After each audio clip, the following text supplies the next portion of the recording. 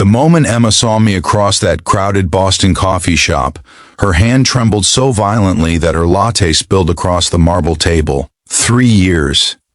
It had been 3 years since she'd walked out of my life, since she'd boarded that plane to Seattle with tears streaming down her face, since she'd chosen her career over us.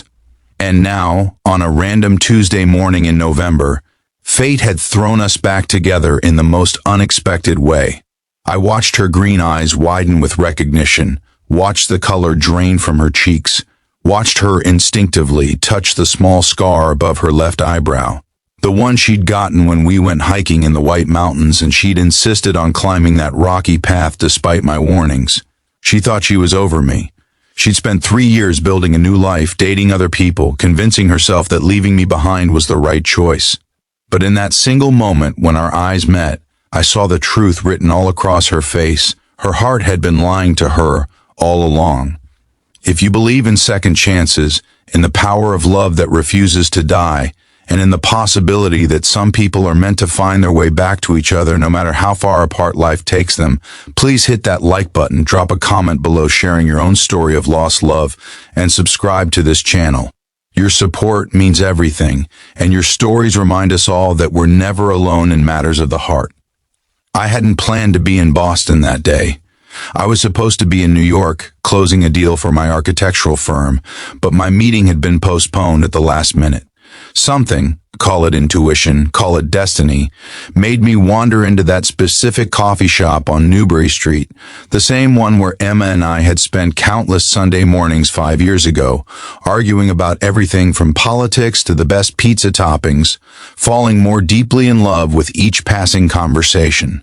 I'd ordered my usual black coffee and claimed a corner table, never imagining that within minutes, my entire world would tilt on its axis once again. Emma stood frozen near the counter, her caramel-colored hair longer now, falling past her shoulders in soft waves that caught the autumn sunlight streaming through the tall windows. She wore a charcoal business suit that spoke of success and sophistication, so different from the casual jeans and oversized sweaters she'd favored when we were together. But beneath that polished exterior, I could still see the woman I'd loved with every fiber of my being. The woman who laughed until she cried at terrible jokes, who stayed up until 3 in the morning debating philosophy, who made me believe that soulmates were real and not just some romantic fantasy.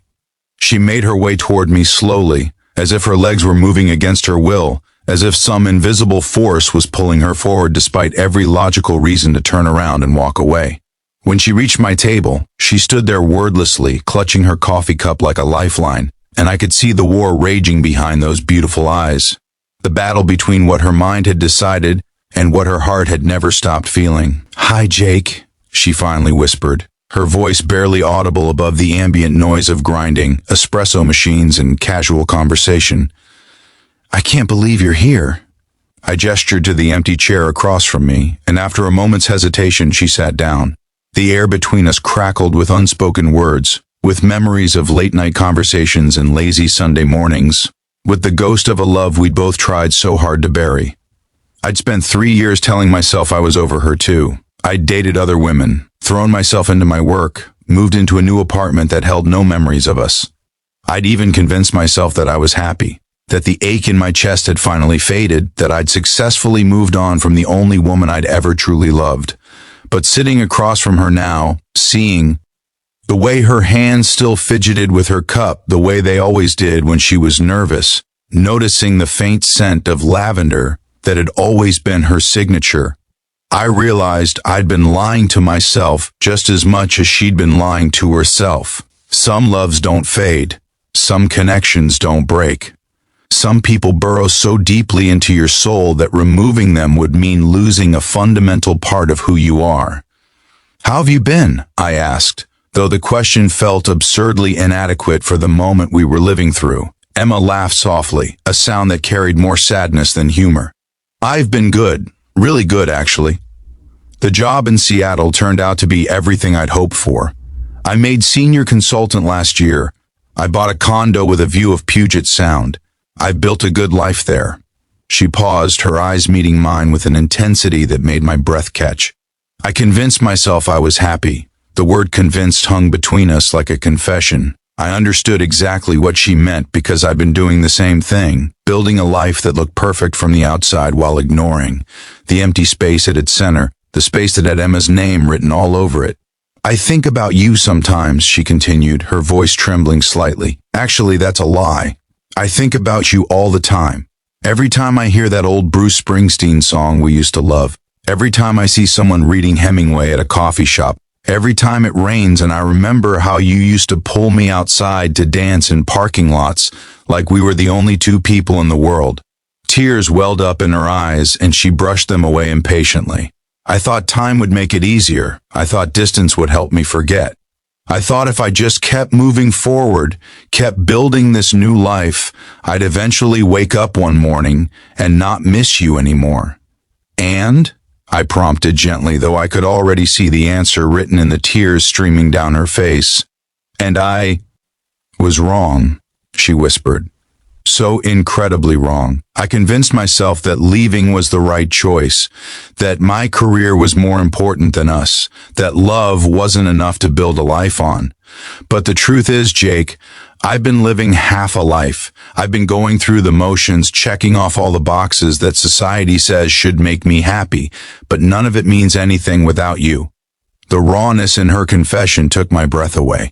For 3 years, I'd wondered if I was the only one still carrying this torch, if I was pathetic for not being able to fully let her go. But here she was, stripped of all pretense, admitting that she'd been just as lost without me as I'd been without her. I reached across the table and took her hand, feeling the familiar warmth of her skin against mine, feeling the way her fingers instinctively intertwined with mine like they'd never forgotten the pattern. I tried to hate you, I admitted. After you left, I tried so hard to be angry, to blame you for choosing your career over us. But I couldn't do it, Emma. Because the truth is, I understood. You needed to chase that dream. You needed to prove to yourself that you could make it on your own. And part of loving someone is letting them go when they need to fly, even when it tears your heart into pieces. She squeezed my hand tighter, her tears falling freely now, no longer trying to hide them. I flew, Jake. I soared. I achieved everything I set out to do, but every accomplishment felt hollow because you weren't there to share it with me. I'd get a promotion and reach for my phone to call you before remembering you weren't mine to call anymore. I'd see something beautiful and want to show you, want to hear your thoughts about it. I'd have a terrible day and ache for your arms around me, for your voice telling me everything would be okay. The coffee shop continued buzzing around us, completely oblivious to the profound moment unfolding at our corner table. Other people ordered their drinks, chatted about mundane things, lived their ordinary lives, while Emma and I sat there in the ruins and revelation of a love we'd tried and failed to leave behind. So what do we do now? I asked, my voice rough with emotion. Because I need you to know something, Emma. I never stopped loving you, not for a single day. I dated other people, tried to move on, tried to convince myself that what we had was just young love, just a phase I needed to outgrow. But it was all a performance. My heart has been yours this entire time, waiting, hoping that maybe someday you'd find your way back to me. Emma stood up abruptly, and for a terrifying moment, I thought she was going to run away again. Thought history was about to repeat itself in the cruelest possible way. But instead, she walked around the table and pulled me to my feet, wrapping her arms around me in a desperate embrace that felt like coming home after a long, exhausting journey. I held her close, breathing in that lavender scent, feeling her heart beat against my chest in perfect rhythm with my own, feeling the last 3 years of loneliness and pretense finally crack apart. I don't know what happens next, she murmured against my shoulder. I don't know how to make this work with me in Seattle and you here. I don't know if we can rebuild what we had or if too much time has passed. But I know I can't walk away from you again, Jake. I can't spend another 3 years lying to myself about what my heart wants. I can't keep pretending that any amount of professional success or new experiences or other relationships could ever fill the space you occupy in my soul. If this story has touched your heart, if it's reminded you of a love you've lost, or made you believe in the power of second chances, I need you to do something for me. Please leave a comment below telling me about a time when your heart lied to you about being over someone. Share your story. Connect with others who understand. And if you believe Emma and Jake deserve their second chance, drop a comment saying second chances right now. I pulled back just enough to look into her eyes, seeing hope and fear and love all tangled together in those green depths. We'll figure it out, I promised. I don't care if you're in Seattle or Singapore or on the moon. I don't care if it's complicated or if it requires sacrifices or if everyone thinks we're crazy for trying again. I'm not letting you go this time, Emma. Not without fighting for us with everything I have. She laughed through her tears, that genuine laugh I'd missed so desperately. I've got 2 weeks in Boston for a consulting project, she said. After that, I don't know. I'd have to figure out my job situation, my condo, my entire life in Seattle. It's not simple, Jake. It's really not simple. The best things never are, I replied, cupping her face in my hands, my thumbs gently wiping away her tears.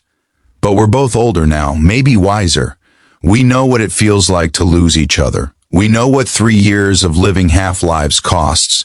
Maybe that knowledge is what we needed to fight harder this time, to make it work no matter what obstacles stand in our way. As we stood there in that Boston coffee shop, holding each other like drowning people clinging to life rafts, I felt something shift in the universe, a sense that this moment had been written in the stars long before either of us was born, that our story wasn't meant to end with her boarding that plane 3 years ago. Some people are meant to find each other again and again, across time and distance, and every logical reason why it shouldn't work. Some hearts are bound together in ways that transcend career opportunities and geographical separation, and all the lies we tell ourselves about moving on. Emma had thought she was over me. She'd built an entire life on that assumption, convinced herself that success and independence were enough. But when fate brought us back together in the most unexpected, her heart finally told the truth it had been hiding all along. Some loves don't end, they just wait, patient and persistent, for the moment when two people are finally ready to choose each other above everything else.